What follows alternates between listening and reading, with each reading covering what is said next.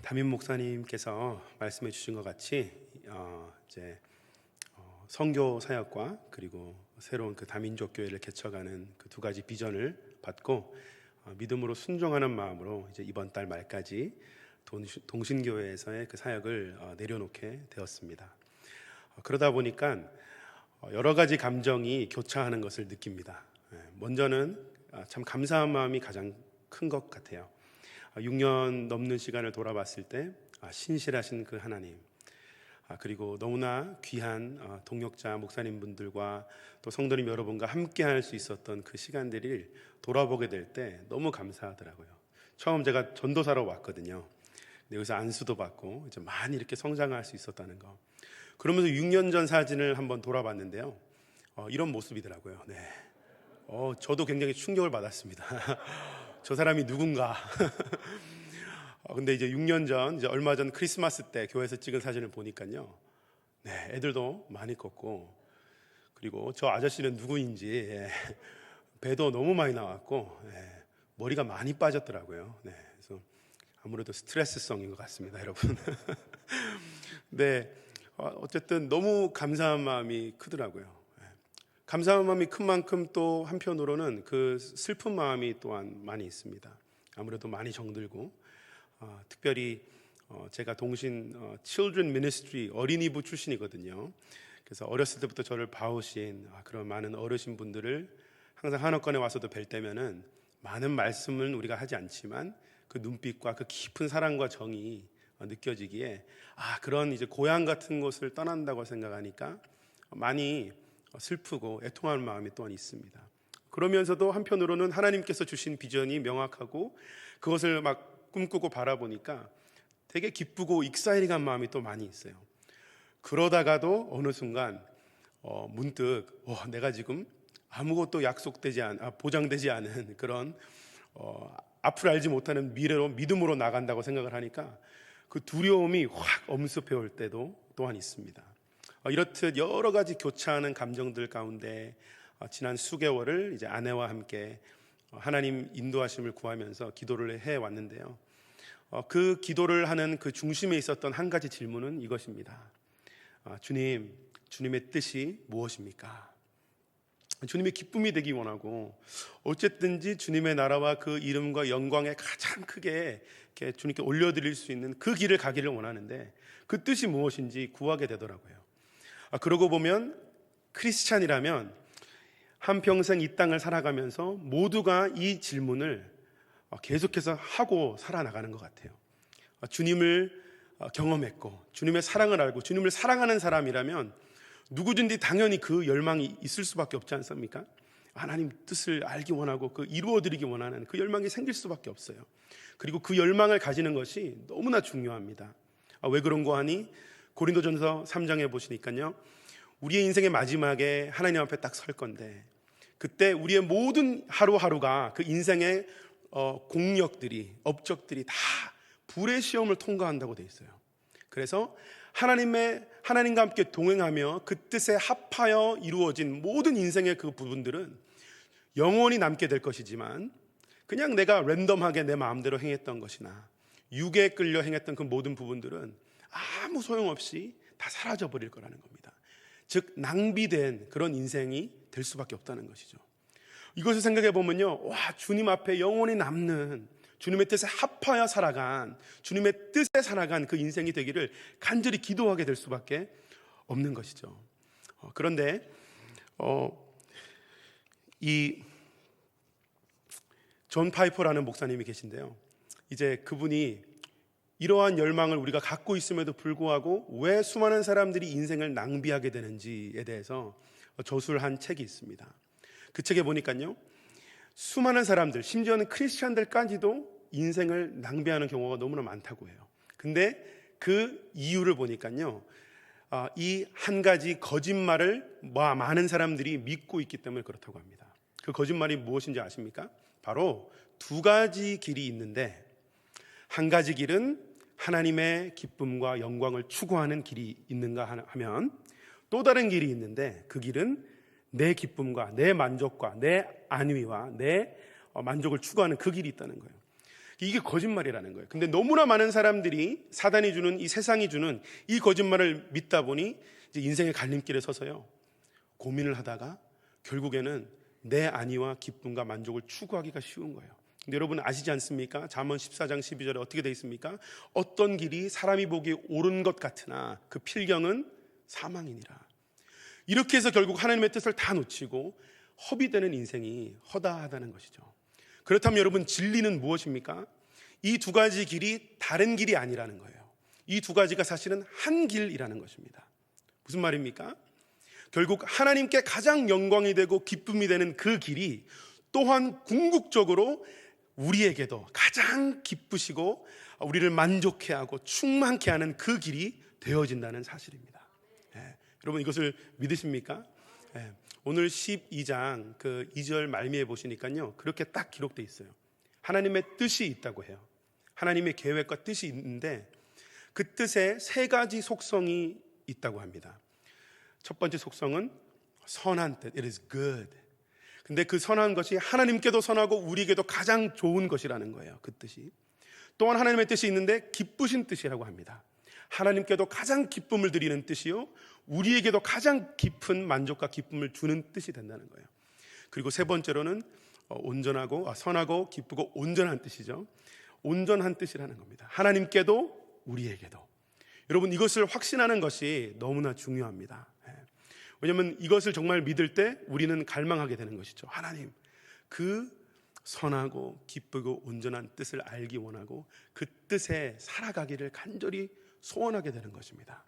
그리고 그 열망 가운데서 우리가 던질 수밖에 없는 질문은 이것입니다. 그렇다면 주님, 그 뜻에 살기를 원하는데 그 뜻을 어떻게 하면 분별하여 알 수 있을까요? 알아야지 사니까요.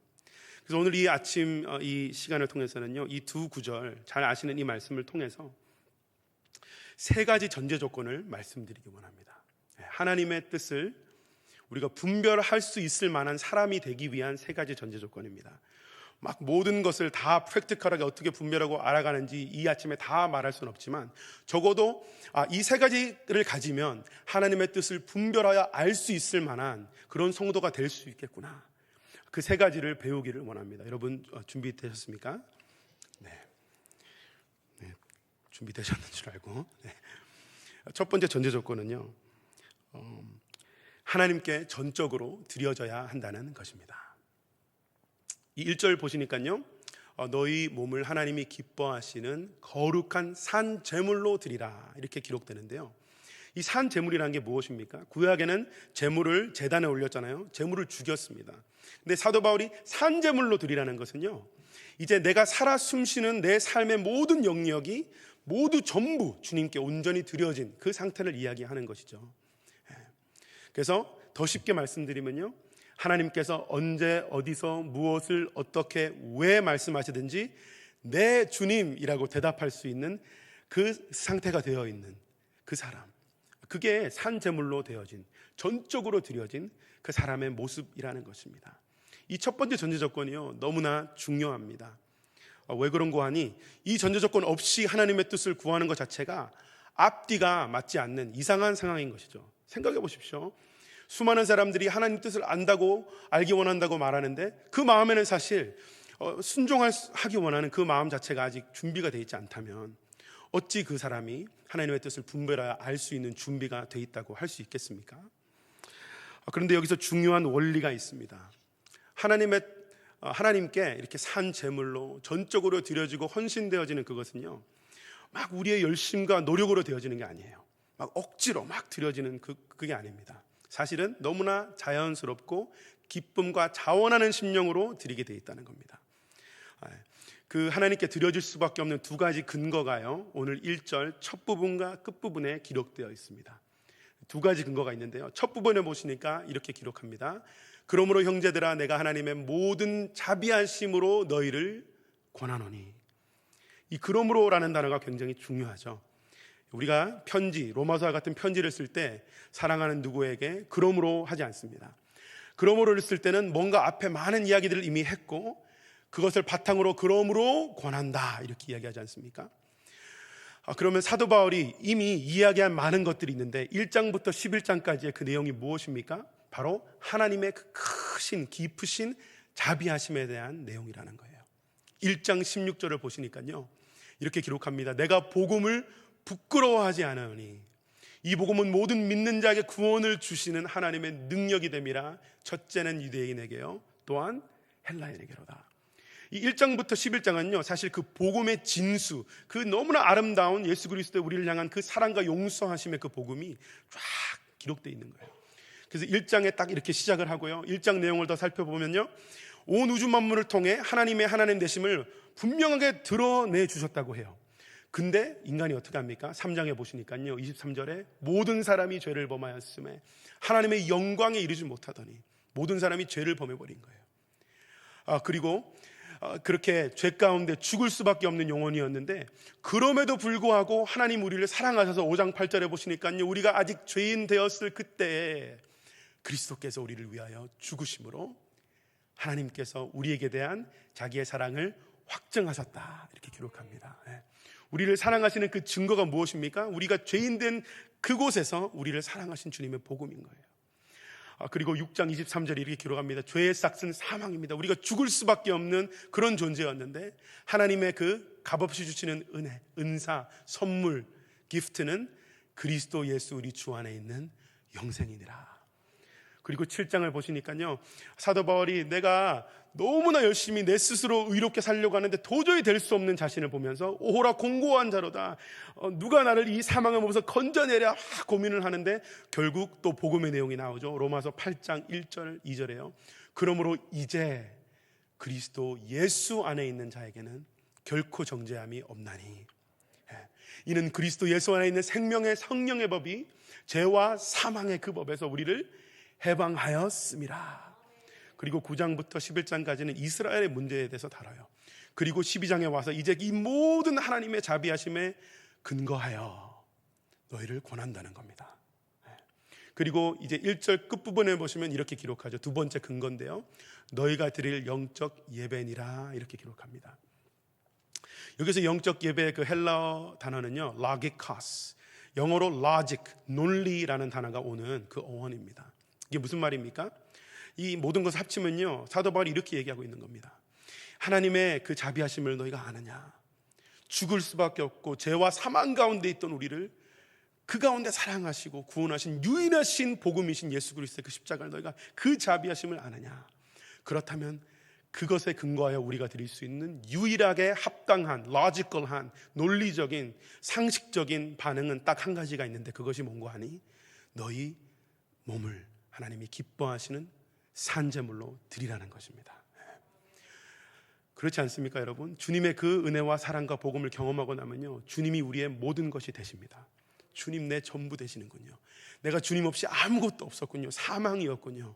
주님 앞에 내가 드릴 것은 나의 전부입니다. 이것이 사실은 첫 번째 전제 조건이 됩니다. 그러니까 이거는 억지로 되어지는 것이 아닌 것이죠.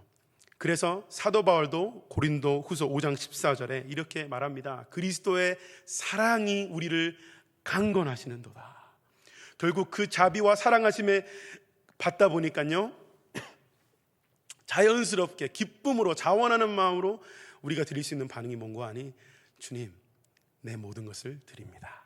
전적으로 주님 앞에 헌신하게 되어진다는 것입니다. 이것이 첫 번째 전제 조건입니다. 하나님의 자비하심과 사랑에 반응하여 전적으로 드려지는 것. 그렇다면 두 번째 전제 조건은 무엇이냐면요, 이 세대를 본받지 않는 것입니다. 2절에 나오죠. 이 세대를 본받지 말라. 이 세대라는 것은요, 이 세상의 풍조입니다. The way of this world. 다시 말하면 이 세상이 생각하고 바라보고 느끼고 사고하고 말하고 관계하고 결정하고 살아가는 그 모든 방식들이죠. 이 세상의 방식대로 내가 그렇게 생각하고 살아가고 있는데 하나님의 뜻을 분별하는 것이라고 할 수 있는 것은 굉장히 불가능한 일이지 않겠습니까? 당연한 일입니다. 이 세상의 방식대로 생각하고 살아가는데 하나님의 뜻을 분별할 수가 없는 것입니다. 어떻게 보면 너무나 당연한 이야기인데요, 사실은 우리가 생각하는 것보다 훨씬 더 많이 우리가 이미 생각하고 살아가는 그 방식 가운데 세상의 그 문화와 그 조리와 그 방법들이 쫙 우리를 이미 오염하고 스며들어 있고 젖어들어 있을 수 있다는 것입니다. 나는 별로 그렇지 않은 것 같은데 이렇게 생각할 수 있는데, 우리가 깨닫고 미처 알기도 전에 우리가 사실은 너무나 많은 경우에 세상의 방법대로 생각하고 있고 바라보고 있고 말하고 있고 느끼고 있고 관계하고 있고 결정하고 있고 살아가고 있더라는 것입니다. 이 아침에 우리가 어떠한 부분에서 세상의 풍조대로 우리가 살아가고 있는지 모든 그 부분을 리스트로 정리하자면 끝도 없을 거예요. 그 부분을 다 알아볼 수는 없지만, 이 아침에 제가 말씀드릴 수 있는 것은 그 모든 세상의 풍조와 그 방법들의 가장 뿌리와 근본에 있는 것이 무엇인고 했을 때 무엇인지 아십니까? 이 사상입니다. 바로 나 중심적인 사상. 이 세상의 중심이 나라는 그 사상이에요. 내가 제일 중요하고 내 안위와 내 만족과 내가 추구하는 그것이 제일 중요하다는 그 사상인 거예요. 여러분 기억해 보십시오. 그게 죄의 첫 번째, 그 죄의 근본 아닙니까? 하나님이 하나님 되시는 게 아니고 내가 내 주인이 되겠다는 겁니다. 내 중심적인 그것. 그래서 세상 모든 그 문화와 풍조의 밑바닥 중심 근본을 따져보면요, 결국은 너가 제일 중심이야. 우리의 것을 추구하고 살아가게 할 수밖에 없도록 그렇게 되어 있는 것입니다. 지금 아직도 들으시면서 나는 별로 안 그런 것 같은데 이렇게 생각하실 수도 있어요.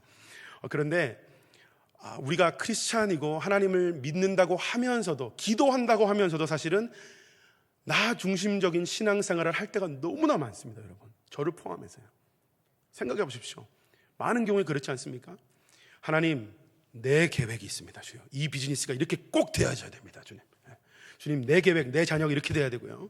주님, 내 뜻과 내 계획이 분명히 있습니다. 주님, 내 소망이 있습니다. 주여, 나를 좀 잘 도와주십시오. 그래서 주님이 중요한 부분이긴 하세요. 그렇죠? 이 그림을 보시면 주님이 굉장히 중요한 부분이고 주님을 의지하는 것 같은데, 이 그림의 중심은 누구입니까? 난 거예요. 이러한 신앙생활이 너무나 많다는 것입니다. 근데 뭔가 이 그림이 이상하지 않습니까, 여러분? 이 그림이 이상할 수밖에 없죠. 왜냐하면 틀린 그림이기 때문에 그래요. 맞는 그림은 무엇입니까? 진리가 무엇입니까? 하나님이 온 우주 만물을 창조하신 창조주시고 중심에 계신 분이라는 것입니다. 그리고 하나님께서부터 모든 만물이 났고, 모든 만물이 하나님을 통해서 오늘도 운영되고 유지되고 있으며, 모든 만물이 하나님의 영광과 그 하나님의 이름을 위해서 존재하고 있다는 것이 사실이라는 것입니다. 하나님이 중심이라는 것이죠. 우리는 우리 중심이 아니고 단지 작은 먼지 같은 존재로 하나님을 예배하고 그 뜻에 따르기 위해서 창조된 그 그림이 맞는 그림이라는 겁니다. 그러므로 두 번째 전제 조건은 무엇입니까? 세상의 풍조를 따르지 않는 것인데, 그 세상 풍조들의 근본에 있는 것이 무엇인고 하니 나 중심적인 사상이라는 거예요. 그래서 우리가 두 번째 전제 조건은 무엇이냐면요, 이제 내 안에 나 중심적으로 세상의 풍조를 따라서 살아가는 그 방법들과 그 라이프 스타일들이 있다면 그것들로부터 돌아서고 회개하는 것입니다. 그렇게 하시는 은혜가 여러분과 저에게 있기를 간절히 소원합니다. 그렇다면요, 세 번째 이제 전제 조건은 무엇인고 하니 이제 2절에 또 나옵니다. 오직 마음을 새롭게 함으로 변화를 받는 것입니다. 마음을 새롭게 함으로 변화를 받는 것. 두 번째 전제 조건이요, 이제 세상의 풍조 그리고 그 근본에 있는 하나님의 그 나 중심적인 것을 따르지 않는 것, 회개하는 것이라면요, 이제 세 번째 전제 조건은, 그렇다면 이제 하나님의 방법과 말씀에 근거한 그 라이프 스타일, 즉 하나님의 나라의 그 문화와 가치와 사고방식과 생각하고 살아가고 결정하는 그것들을 배움을 통해서 우리가 마음을 새롭게 돼서 변화되어지는 것, 그것입니다. 그러면 여러분 잘 생각해 보십시오. 세상의 그 풍조, 그것의 근본에 나 중심적인 사상이 있다면 이제 하나님의 그 풍조의 근본엔 무엇이 있겠습니까? 하나님 중심적인 사상이 있을 것이라는 것입니다. 하나님 중심적인 그 삶, 하나님 나라와 그 뜻을 먼저 구하는 그 삶, 그것이 세 번째 전제 조건이 되어진다는 사실입니다. 저의 삶에 있어서요, 이 중심 이동이 일어나기 시작한 때가 있습니다. 제가 고등학교 3학년 때 아직 한국에 있었을 때인데요, 그때까지만 해도 제가 그때도 동일한 기도 제목을 가졌던 것 같아요. 하나님, 제 인생의 뜻을 알려주십시오. 그래서 하나님의 뜻을 구하긴 하는데 지금 돌아보니까요, 아직도 저로 가득했어요. 뭐 지금도 저로 가득할 때가 있지만, 내 인생, 내가 무슨 전공을 하고 어떻게 하고, 그 그림을 보니까 아직도 내 중심이었어요. 하나님의 뜻을 구하긴 하지만. 근데 그 당시에 제가 이제 한 형님께, 나중에 중국에 선교사로 나가신 한 형님께 제자 훈련을 받았는데, 하루는 이 형님이 저를 피자헛에 불렀습니다. 피자헛을 불러가지고 한국 그 맛있는 피자헛을 딱 사주시고는, 식사가 끝나고 그 흰 종이가 있지 않습니까? 그 세팅을 하는 그 흰 종이를 뒤집으시고는 거기에 뭔가를 쫙 그리고 막 쓰시고 설명을 막 해주셨어요.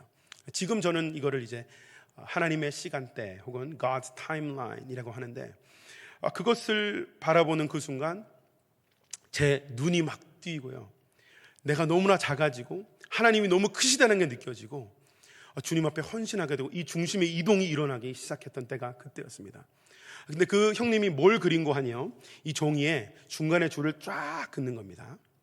그리고 양쪽에 무한대 사인을 그리더라고요. 그래서 하나님께서 영원 전부터 영원까지 계신 그 하나님, 온 그 시간과 공간과 물질 세계를 초월하시는 그 하나님, 그리고 하나님의 선하신 뜻 가운데 사랑하셔서 온 우주 만물을 창조하시고 우리를 창조하셨는데, 우리가 하나님을 예배하고 따르기보다는 죄를 범하게 되지 않습니까? 창세기 3장에 그 죄의 근본이 뭐라고요? 하나님이 아니고 내 중심적인 그 사상으로 탁 시작한 거예요. 주님과 단절되고 이제 깨어지는데 놀라운 것이 있습니다. 하나님의 나라의 그 뜻과 계획이 이미 계셨어요.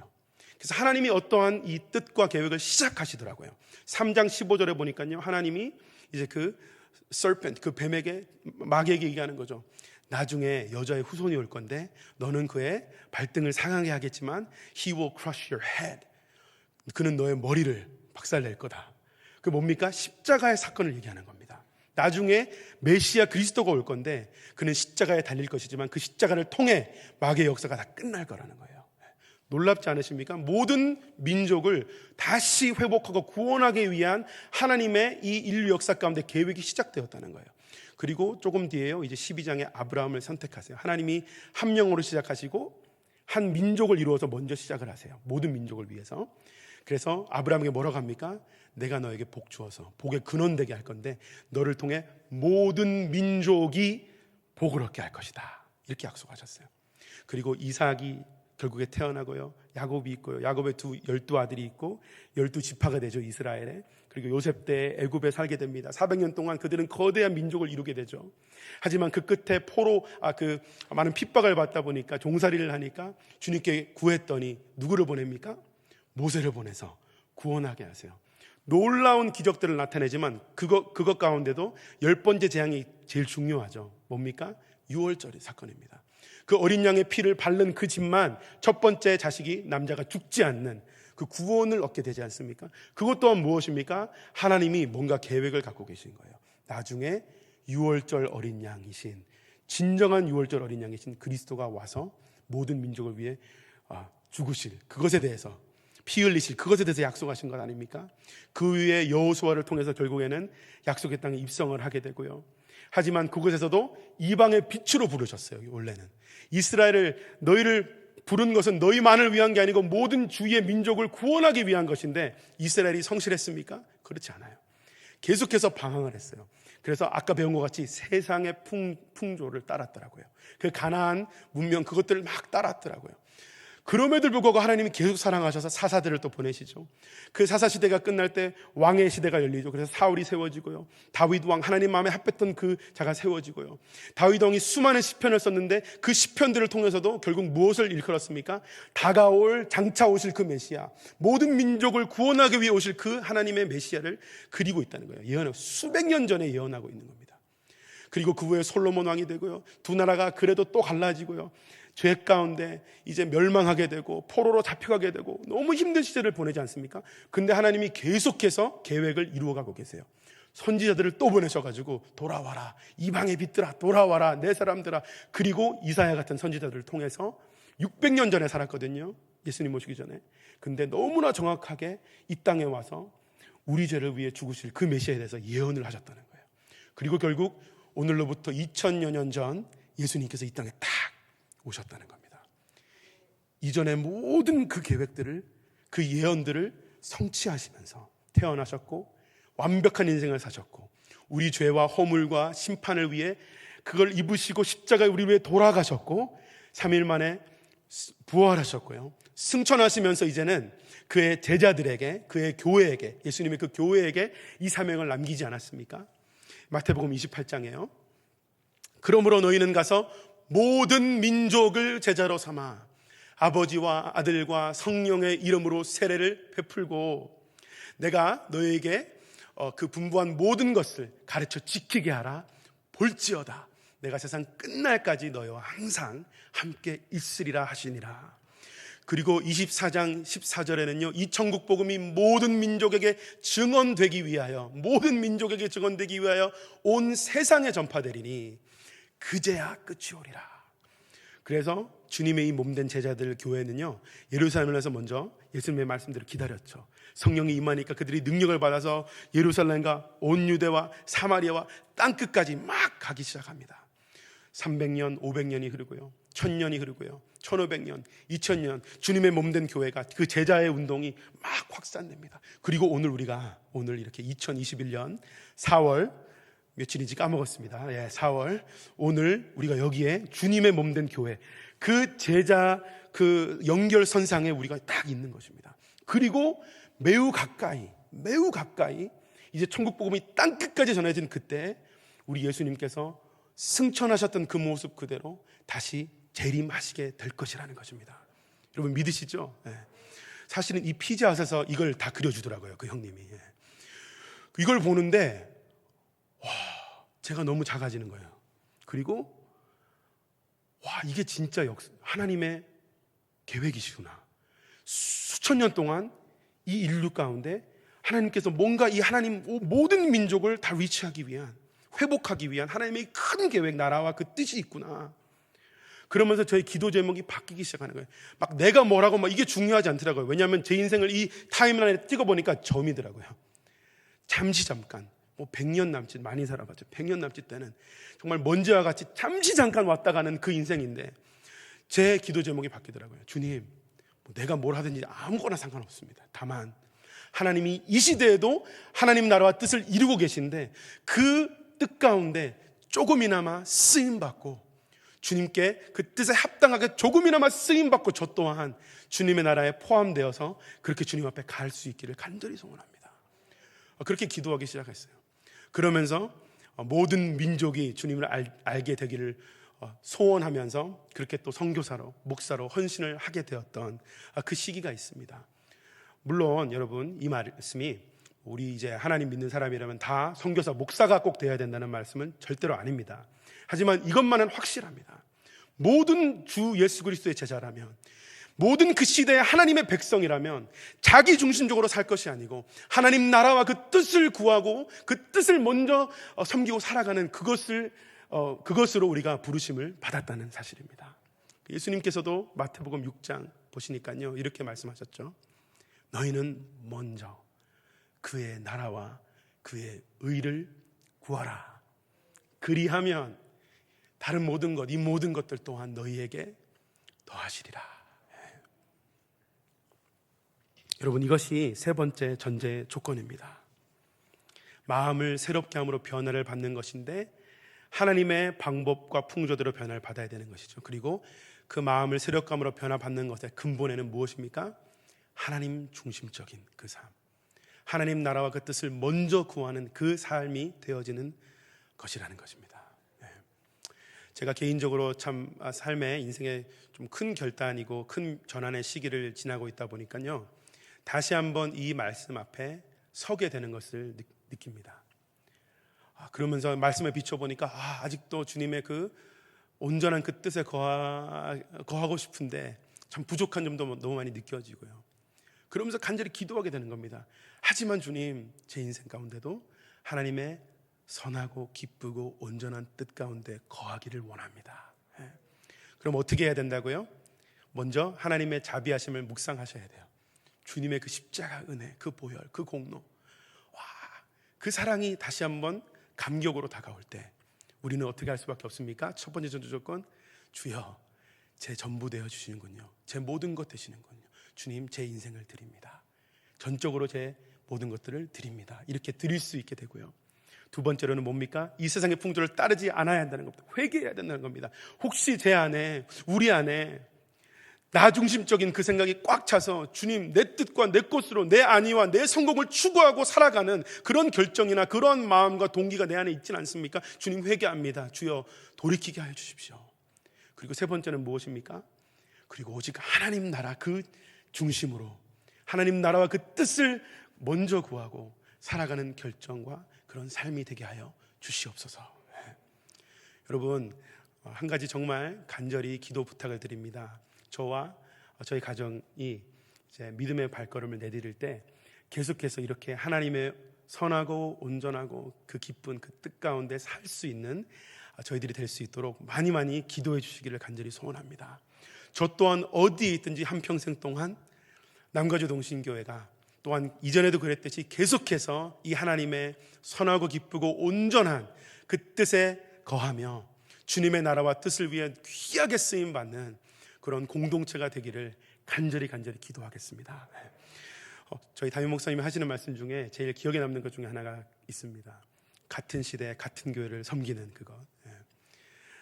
사실 근데 저는 이제 다른 또 개척을 하게 되고 사역을 하게 되지만 다른 곳에 있게 되지만 제가 느끼는 것은요, 여전히 우리가 어느 위치에 어디에 있든지 어떤 모습으로 있든지 여전히 우리는 이 같은 시대에 하나님의 그 큰 몸, 큰 교회로서 하나의 공동체로서 주님을 계속 섬겨 나가게 될 것이라는 것입니다. 서로 계속해서 기도하며 응원하며 주님의 나라를 마음껏 섬기고 주님 앞에 정말 영원히 남는 그런 하나님의 뜻에 살다가 가는 그러한 여러분과 제가 되기를 주님 이름으로 간절히 축원드립니다. 함께 기도합시다. 시간 합심해서 기도하실 때요, 우리의 삶을 한번 돌아보기를 원합니다. 하나님 앞에 지금 선다고 한번 생각해 보십시오. 우리의 인생이 우리 마음대로 행하고 그저 그렇게 모든 것들은 아무 소용없이 다 낭비되어지는 부분일 거라는 거예요. 그렇게 되고 싶지 않습니다. 그렇죠? 하나님 앞에 섰을 때 그 불의 시험을 통과하여 영원히 값진 그러한 업적들, 그러한 인생들이 되기를 소원합니다. 그렇게 하려면 우리 오늘 세 가지 전제 조건으로 그렇게 결단하며 기도하면서 나갔으면 좋겠어요. 하나님, 주님의 자비하심에 근거해서 제 모든 것을 드립니다. 전적으로 드립니다. 주님, 세상의 풍조, 나를 추구하는 나 중심적인 나를 섬기는 그것을 거부하게 하시고 오직 하나님의 나라와 그 뜻을 먼저 구하며 살아가는 우리 인생이 되게 하십시오. 그렇게 한번 우리가 결단하며 합심하여서 기도하면서 나가겠습니다. 하나님 감사합니다. 주여, 주여 감사합니다. 우리를 살리시고 죽을 수밖에 없는 죄와 사망 가운데 우리를 살리신 그 자비하심을 주신 그 주님을 찬양합니다. 주님, 영원히 하나님 높임받기 합당하신 주님을 찬양합니다. 주여, 이 아침에 그 자비하심에 근거하여 우리의 모든 것을 기쁨으로 주님께 드립니다. 주님, 우리의 모든 살아 숨쉬는 인생들이 하루하루의 삶들이 주님 앞에 영원히 남게 되어지는 그 인생이 되게 하여 주십시오. 주여, 이 세상의 풍조를 쫓아 살지 않게 하시고 주님, 내 안위와 내 만족과 내가 잘 되는 것을 추구하는 것이 아니고 오직 하나님의 복음과 나라를 섬기며 살아갈 수 있는 주여, 그러한 우리가 될 수 있도록 주님 인도하여 주시옵소서. 하나님 감사합니다. 하나님 감사드립니다. 죄와 사망 가운데 소망 없는 저희들이었는데 저희들을 구원하여 주시고 살려주시니 그 큰 은혜와 용서와 사랑과 자비하심에 감사드리고 찬양을 드립니다. 그리고 이제 그 자비하심을 생각할 때 우리는 기쁨으로 주님 앞에 우리 모든 것을 드리기를 원합니다. 이 세상의 풍조를 쫓지 않기를 원하고 나를 섬기기보다 하나님 나라와 뜻을 구하며 살 수 있도록 도와주시옵소서. 예수님 이름으로 기도드리옵나이다. 아멘.